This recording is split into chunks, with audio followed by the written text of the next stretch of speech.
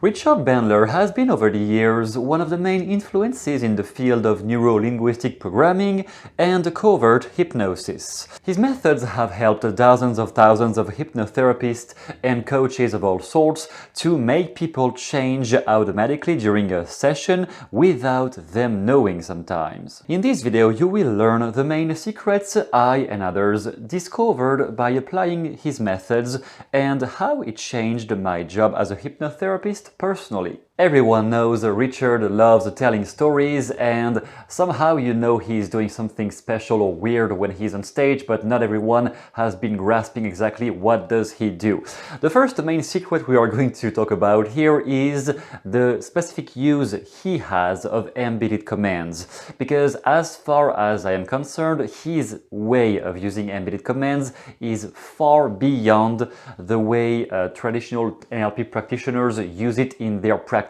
In many of his stories, specifically if he talks about hypnosis or one of his experimentations in the university back in the day, he will very often repeat the words "go into a trance," and when I saw that person and she was in a deep trance, he will just repeat that like 5, 6, 7 times during the same story. And of course, it is an embedded command to make the people, the audience listening to him, to actually go into a trance as he is speaking. When he does that, you can be sure that just after he has been repeating that embedded command, he's going to induce a very important suggestion for well-being, for overcoming their problems, anything that is really relevant. He's going to use that just once, just after the people are getting slowly, or like their mind is getting slower, and when their mind is ready to receive the suggestion, he is going to fire something like and now all the problems of that person vanished into thin air,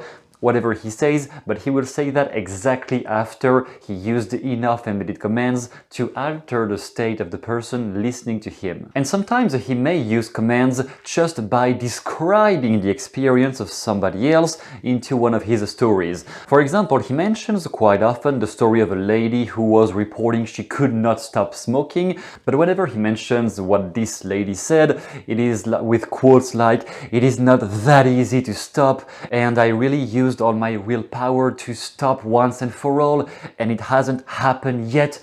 But all those commands, "happen yet," "stop now," "stop cigarette," all of those are embedded commands. Just the fact that he's using them while describing the experience of somebody else will make people less resistant to the potential idea that yes, they can change extremely fast. Secret number 2 is to alter his own language and even behavior and state in general, depending on the person he's interacting with, and more specifically depending on the state, thoughts and actions of the person he is interacting with. For the little story, I only met him once and I didn't have the chance to talk to him privately, but I saw him in a seminar back in 2017 in London, and at some point he wanted people on the stage to demonstrate some hypnotic induction, and when he arrived on the left side of the stage, I was seated not far from the stage on the left side, and at the same time he arrived, walked on this side of the stage, my phone was vibrating and I just checked my phone like this, but my head drifting like this made him maybe think that I didn't want to go on stage, so he said out loud, "Oh, I just arrived and people are scared of me, so they turned their head away," and my ego got a strike, so I was like, "What, me? No, I can go on stage, I can go on stage." So I ended up on stage with 2 other people that day, and it was a pretty funny story that I will tell another time, but basically that is an example. He saw my behavior, and maybe me and maybe some others in the audience, and he responded, he reacted to this. He changed the way he approached what he was going to say based on the reactions he saw. And that is an intuition you can develop when you work with people. Always adapt your language and how you are going to present your ideas based on their reaction. Number 3 is how he has developed the pain and pleasure system to motivate people, and sometimes even pushed it to the extremes. According to some people in the medical field or therapeutic field or academic field who did not really like how far he was going back then, but basically he would describe, for example, a very painful thing to somebody with the serious intent of making that person feel in pain, but only with the underlying outcome of motivating that person to get away from that feeling of pain. So there is obviously a technical manner of doing that. It is not to be done just randomly without knowing what you do. It is more something to use after you have thoroughly evaluated the situation of the client. But for example, in one of his seminars on sales, he was explaining how he would, for example, motivate a client to purchase the car he wanted to sell. And for example, he described the objection of, yeah, but the price of gas is too high. I can't buy a car right now because of the price of gas. And he said, well, you don't really care about your kids, don't you? And the guy obviously would say, well, I love my children, I love my kids, why do you say that? And Bandler would say, come on, when your kid's head is smashed on the ground and there is brain all over the ground because you didn't purchase the right car, how are you going to feel then? So basically he was painting in the head of the client. It's like, I guess he would not go that far in a real situation, but that demonstrates the idea. Painting the image of, well, if you don't use the right material, the right car for you, sir, maybe some bad things are going to happen in the future if you're not equipped with the right equipment, for example. That is an extreme thing. Obviously, I would not recommend to talk about kids being dead to sell anything, but it is just an example that if you describe something painful to a client and then you describe the counter opposite, something really joyful, they could live if they were actually successful in getting away from the negative thing, well, they will be way more motivated to actually go into the change. So obviously, I'm not advocating any misuse and any dangerous use of that technique. If you think it is too extreme for you, then just don't use it. But something that can be used, that can be of great help if you get it in front of a client who is just not moving on in any sort of way. Whatever you say, it is stuck in a wall. Okay, at some point you may be poking their emotions somehow by just getting a reaction, at least something. Number 4 is to play with people's states by describing what happened to him. Many of the stories during which he describes something he experienced when he had some drug abuse or whatever, in many cases he just does that to produce the state into people listening to him. Quite often he will encore a state that we will come back to later. He will encore a state in the audience because he wants to use that state again for some other purpose. But basically he needs to induce a state.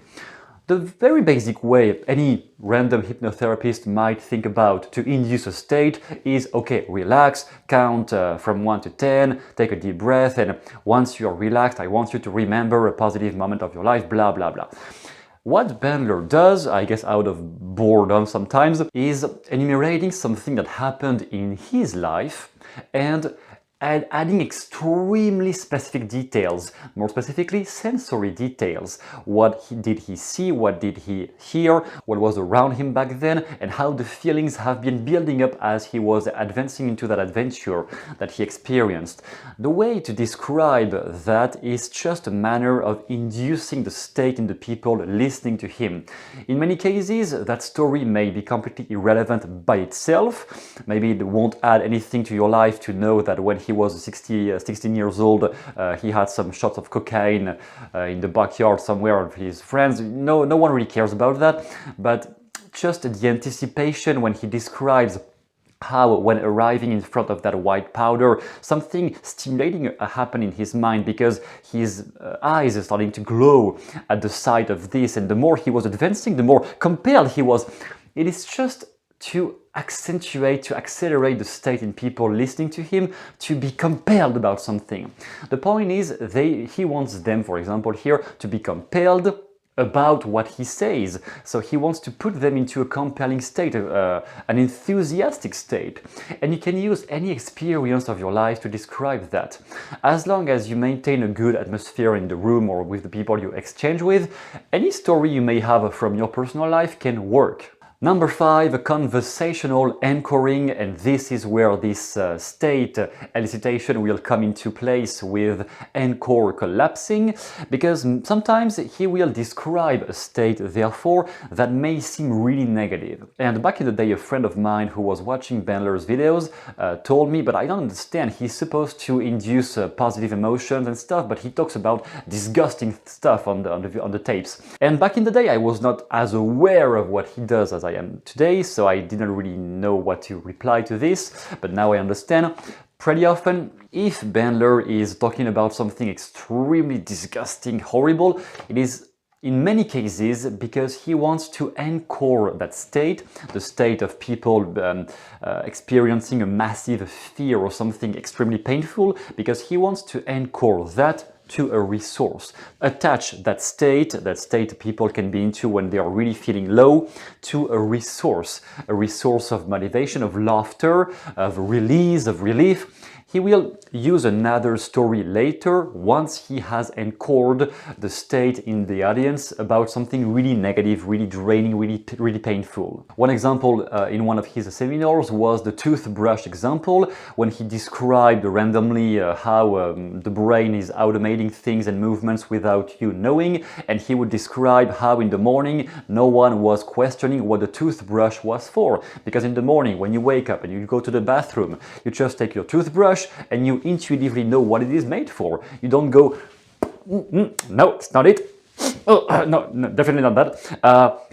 And as he describes that by being extremely charismatic, people would go like, and then he knows that whenever he will mention toothbrush again, people will get back into that state of, So now this is an encore. It is an encore for a repulsive state, like, I don't want that. What is he going to do then is mentioning that toothbrush again whenever people will talk, or whenever he will talk about something people want to get away from. The next time in the seminar he will talk about some fear people want to get, the fear of public speaking, for example. He may just, as a side joke, tell something else about the toothbrush again. Remember that? And people will just associate the feeling of, I don't want that anymore, with my fear, associating the encore of, I don't want that fear anymore in my life. That may seem weird to people who are not used to NLP and how powerful it is, but it really works like that, and you yourself are creating encores every day. When you have been listening to a song that you really liked as you were into the subway or whatever, and you were thinking about really positive things, somehow you have attached that song to positive memories and positive feelings. We all do that every day. So encores are a reality. It is not about invoking some magic powers. It is just what our brain is doing all day long. What Bandler has developed over the years was just a way to use those unintentional encores more intentionally. And there's 1,000 ways he might use that on stage. I won't cover everything, but basically he may describe something, notice the reaction of the audience, and whenever the audience is reacting in the way he wanted, he will remember a gesture or a word or some facial expression he had at this moment that he can use later, the next day of the seminar or during the afternoon or at any other moment where he wants to use that resource again. Number 6, the multiple levels of communication. This one took me a while to really grasp and understand all the intricacies there was around it. Basically, just think about how the meaning of the words you say or somebody else says, how the meaning of the words at the current moment is affecting or relates to the context. More specifically, what is being said right now affects the system, the people, the situation, and the context around you. So when there is a room of 10 people, for example, a group of 10 people, and one person in the group is talking about something kind of sensitive topic, you may not be affected yourself, but you may be aware that somebody else in the room might not like that at all, because maybe that person in the room has a very difficult backstory related with that topic of conversation. Some people in life are completely ignorant about that, and they will have no filter and say stupid things all day long and make people feel bad around them.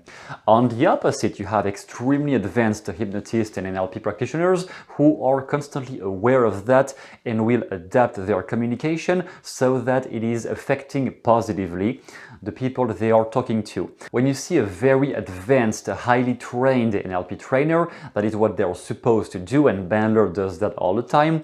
When he had at the lunch break somebody asking him about a specific topic that he could not find a solution for, Bandler at some point during the seminar may adapt or use one of his stories that wasn't planned in the beginning, but he will use that story specifically for the person who asked him for advice during the lunch break. And that person who asked for it may not even be aware that it was jeered at him or her, but that is the level of communication at which Bandler is at. He will always adapt based on how what he says can affect or will potentially affect the people listening around him. In some other cases, he will have a gesture, a specific gesture. For example, if he says, when you listen to that voice, and at the same time he says, listen to that voice, which is a command pointing like this, it will be an implicit message for listen to me now. Shut up your inner dialogue and listen to me right now. Whenever he will use those gestures or pointing, for example, and scoring at something negative and somehow at something positive, then the next time you think about your fear and the next time you realize anything in life can be taken care of, and anything in life can just get rid of yourself. You can just get rid of that very easily. So the point of having made that gesture multiple times, we're talking about negative things, your fear, what you don't like anymore, and at some point saying, you know, I just met my mentor, my hypnotist mentor, and he said that when he grew up, someday he opened a book that solved everything. Solved everything, it is my command, and I do that gesture, so I again, encore collapse, I use a positive word with the gesture linked in your mind, if it was a real session, with all the things you don't like anymore. And there is like 1,000 ways he's playing with those small mechanisms, the gestures, the tonality, how he's going to adapt the story based on the person. Many ways he will be using that. It is just about understanding that whatever you say is impacting others in more levels than you think of. Number 7 is to make people think of their problem as something utterly stupid nonsense. He may go over the board sometimes about this too. He will just describe the problem of the client as if he didn't really quite understand, or as he perfectly understood, but he will describe that in a way that the client will have to justify why it is important. And the point, the underlying communication again, is do you even realize how stupid that is and how fast you could get rid of that? That is the underlying assumption. It is not just to make somebody feel bad, it is to make somebody feel bad in the right way, if I can say it like this. In a way that will make the person question, why the hell am I putting so much pain on myself just for that? And he said that whenever he could make a person laugh about their problem, the therapy session is over, done. For example, one time he said he had an overweight client who, I think it was a diabetes problem, or a client who had many problems with weight loss. I think the client was addicted to chocolate, which I can understand because it is kind of my addiction too sometimes. Not every day, but not today yet. But he told the client who was addicted to chocolate, okay, I will put that bar of chocolate on the chair right here, and I want you to realize that the chocolate is a stronger willpower than you are, which is a dumb and stupid statement, but it was to help the client realize that this is just an inanimate object and he does have control over his impulses. But he was describing that with such a plethora of debilitating ideas around that this little motherfucker is stronger than you are, but the way he described it, it was all geared at making the part of him that was creative enough to change, to realize that actually you can't just get rid of that if you decide to, and if you replace it with something healthier. Number 8 is the specific use and understanding and change of internal voices. One big thing that happened to me the first few times I watched his seminars was that there was a moment where he enumerated multiple times the phrase, talk to yourself nice, and nice things will happen. And I didn't quite realize it back then, but a few months or maybe a few weeks later, I was in university, and someday I caught myself talking in my head with an extremely upset and angry voice about what the teacher was saying that day in the classroom. I'm not sure what he was talking about, but I was catching myself having extremely angry inner dialogues, and spontaneously I just wrote down on my notebook, talk to yourself nice and nice things will happen. And on the moment it made me calm down, ease down, and be less upset, way less upset. I only realized like years later by watching again the same seminar that I had actually heard that phrase the first time in this seminar. I had never wrote that down out of nowhere. I wrote it down because it was stuck in my head because of what Bandler, what kind of conditioning he had done during that seminar. And because he was playing with that sense statement, with that suggestion in many different ways, talking about the internal voice of a client he had in many stories. And I had this stuck in my head. And I noticed how many times he's just playing on the volume, on the tempo, on all those submodalities around the sound when describing how people talk to themselves. Because one of the big realizations is that if you can alter the way people talk to themselves, you can alter their level of motivation and how much resilience they will have in relationship with any big problem that happens in their life. Secret number 9, the use of confusion, or how he is using confusion. I guess everyone is aware of the nested loops Bandler is using that obviously was also used by Milton Erickson way before that, but I guess Bandler maybe made it even more famous than Erickson did in his time because of this specifically theatrical storytelling he has on stage that was more complicated for Milton because Milton was paralyzed, so he could maybe not be as charismatic and as loud voice as Bandler was on stage, purely physical matters. And the way Bandler uses nested loops is to some extent still a mystery because I guess no one has completely figured out literally everything he does. But one thing we can say is that many times he will cut a story in the middle just to induce enough confusion to prevent people from arguing, even just inside their head, with what he's talking about. So for example, if he starts mentioning a story about a client he had back in the day who miraculously changed, or some miraculous healing of cancer back in the hospital, for example, many people with their stuck limited mind about how cancer should be healed, etc., will just maybe not even try any sort of alternative method and will be stuck on, no, impossible because the doctor said that, blah, blah, blah. Done, impossible, not even try. And that is so annoying when you do have methods, when you did research things that could make science improve, to just have people so stubborn that they will not even listen to what you say, that I guess he developed that method of interrupting his own stories just after he mentioned something like this, something important, so that the confusion will be enough to make people forget consciously about what he said. But the method he talked about for healing cancer, for example, will still be lying in the back of their head, in their unconscious mind. So he may use confusion by talking about some irrelevant things or by interrupting his own stories just after he mentioned a very important solution or just before he mentioned something important. So for example, he might use a series of stories that lead nowhere, that are completely nonsense, and everyone could be like, yeah. So they may be like confused and not really understanding what he wants to say. So in that state, when they are like completely lost, that is specifically where he will drop a very important suggestion. Like, and now everyone will be so happy in their marriage that they will never complain again. And that suggestion, if it is used at the right time, when he has calibrated that everyone was kind of, when the mind is lost, when your mind is completely lost and doesn't know how to go on, it will try to grasp any clear enough information to keep going. Or it will try to understand by using the least piece of information it can understand to actually make meaning of the whole thing that has no meaning.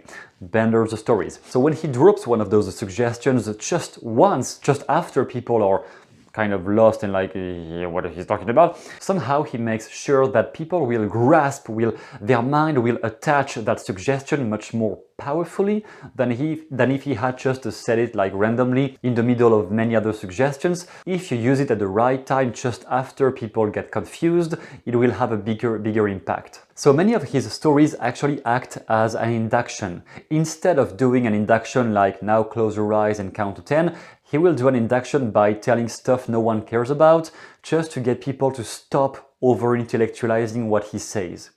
When people don't intellectualize, they don't argue. either with what you say. If people are really focused on every possible piece they can argue with you because they disagree with you, they will.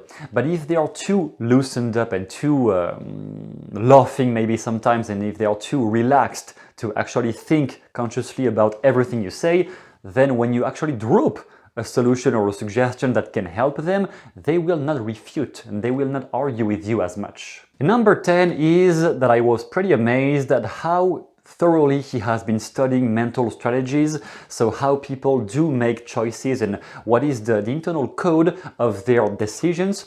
So when people make a decision of buying something or of staying stuck in their life, even if the decision here was unconscious, he will just extract among all of that verbal mess, when people just talk and talk and talk and talk, he will extract just the information that is useful to find a solution.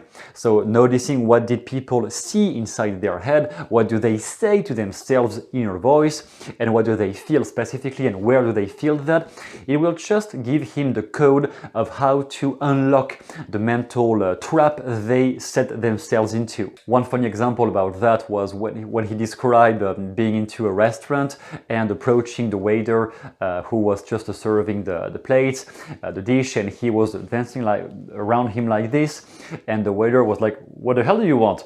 And he would say, "I'm trying to see if you make good decisions." "You don't. Here's my card." And he left. Again, we don't know if that story is real or if it was just aimed at producing some state, but knowing the character, I think he was definitely able to do that, and way more than that, way more outrageous than that. But basically, many of the stories too, he says, are aimed, I guess, at inducing in people a sense of boldness, of daring to do something, daring to act upon things you thought I should not do that, oh, it's not nice to do this. And he had developed a way of communicating that just destroys those mental patterns of not doing it because it wouldn't be nice to do that. What if you were allowed to do this? What if you were bold enough? That is definitely something I developed through watching Bandler over the years, and there could be many other things to say about that, but basically it's going to be a long video already. So if you want to learn more about that, you have documents in the description, one on covert hypnosis, how to develop those skills, and one on the fundamentals of neuro-linguistic programming, and also something on sleight of mouth if you want to learn how to play with words to make people change their mind automatically. You have all of that down below in the description, and I hope you enjoyed it. I will see you soon in the next video, and comment if you have any questions or things you would like us to discuss here on the channel.